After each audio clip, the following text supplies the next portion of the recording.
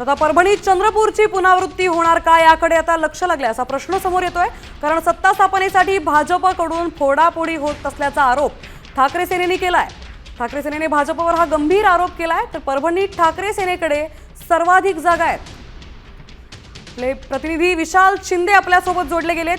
परभणीत आता सत्ता स्थापनेसाठी भाजपकडून फोडाफोडी होत असल्याचा आरोप ठाकरे सेनेने केलाय।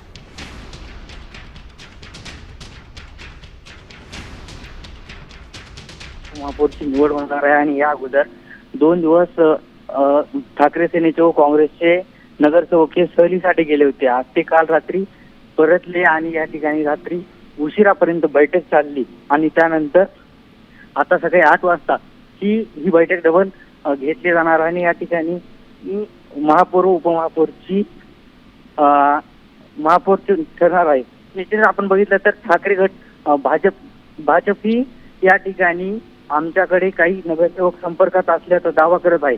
मात्र या ठिकाणी मोर्या लॉन्स या ठिकाणी ठाकरे गटाचे नगरसेवक व काँग्रेसचे नगरसेवक ते सर्व एकत्र या ठिकाणी आहेत आणि या ठिकाणी यांची बैठक होणार आहे आणि त्यानंतर ते 11 वाजता या ठिकाणाहून सर्वजण महापौर व उपमहापौर निवडीसाठी निघणार आहेत।